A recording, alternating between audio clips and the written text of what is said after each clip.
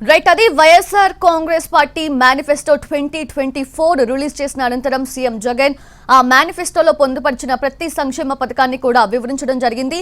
So మా ప్రతినిధి Srikanth live లో సిద్ధంగా ఉన్నారు. శ్రీకాంత్ దగ్గరికి వెళ్దాం. శ్రీకాంత్, ఏంటి మేనిఫెస్టో రిలీజ్ చేసిన అనంతరం అక్కడ పార్టీ వర్గాల్లో, శ్రేణుల్లో, కార్యకర్తల్లో ఎటువంటి జోష్ కనిపిస్తుంది, ఎటువంటి కాన్ఫిడెన్స్ తో వాళ్ళు ఉన్నారు?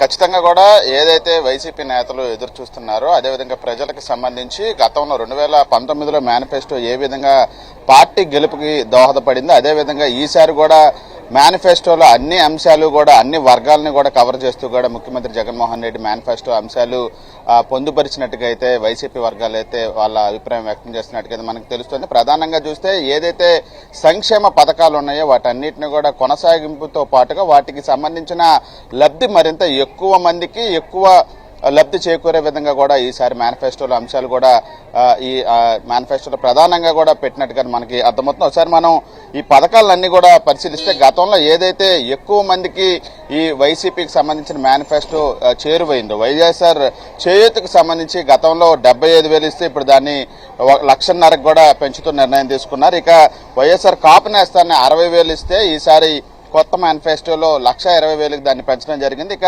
ఈబీసీ నేస్తం 45,000 ఇవ్వగా దాన్ని 1,05,000కి పెంచుతూ కూడా కొత్త మేనిఫెస్టోలో నిర్ణయం తీసుకున్నారు. అమ్మఒడి ప్రధానంగా కూడా దీన్ని ఎక్కువ మందికి ఇప్పటి వరకు కూడా ఈ అమ్మఒడి అంశానికి సంబంధించి కూడా ఈ పథకం మీద ఫోకస్ పెట్టిన నేపథ్యంలో ఇప్పటి వరకు 15,000 రూపాయలు ఇచ్చిన వైసీపీ ఈసారి 17,000కి పెంచుతూ కూడా నిర్ణయం తీసుకుంది. ఇక వైఎస్ఆర్ 0 వడ్డీ 3 లక్షల రుణానికి సంబంధించి 0 వడ్డీని ఇస్తూ కూడా నిర్ణయం కూడా తీసుకుంది. ఇక కళ్యాణమస్తు షాదీ తోఫా కూడా కంటిన్యూ చేస్తాం. అయితే లబ్ధిదారులు 10వ తరగతి పాస్ అయి ఉండాలని కూడా చెప్పడం కూడా జరిగింది. ఎందుకంటే ఒకవైపున పథకాలు ఇస్తూనే ఎవరైతే లబ్ధి పొందుతున్నారో వాళ్ళ జీవన ప్రమాణాలు కూడా పెంచడంలో భాగంగానే ఈ నిర్ణయం కూడా తీసుకున్నట్టుగా కూడా ముఖ్యమంత్రి చెప్పడం జరిగింది. ఇక ఇళ్ల పట్టాల అంశానికి సంబంధించి 31 లక్షల మందికి ఇళ్ల పట్టాలు మంజూరు చేశాం. 22 లక్షలు నిర్మించడంలో భాగంగా ఇప్పటికే 9 లక్షల పైన ఇల్లు నిర్మించాం. ఈ మిగతా 5 ఏళ్లలో 11 లక్షల ఇల్లు కంప్లీట్ చేస్తాము. అదేవిధంగా ఎవరైతే అర్హులుగా ఉండి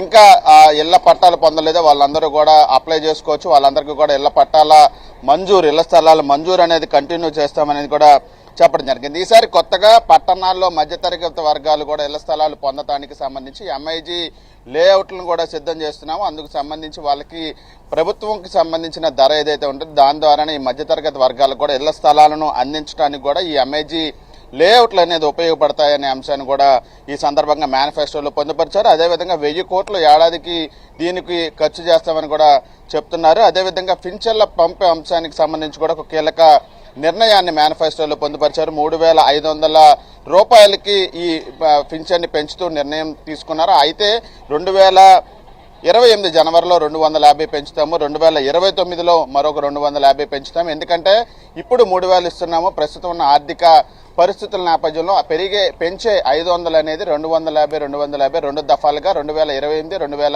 2029 ఈ 2 సంవత్సరాలు కూడా అందిస్తామని ముఖ్యమంత్రి మేనిఫెస్టోలో స్పష్టంగా చెప్పారు. ఇప్పటికే దేశంలోనే ఎక్కడా లేని విధంగా 66 లక్షల మందికి ఏపీలో పింఛన్లు అందజేస్తున్నాము. దీనికి సంబంధించి 24,000 కోట్ల రూపాయలు ఖర్చు చేస్తున్నాము. కాబట్టి ఇది దేశంలోనే ఏ రాష్ట్రంలో కూడా ఇంత పెద్ద ఎత్తున పింఛన్లు కూడా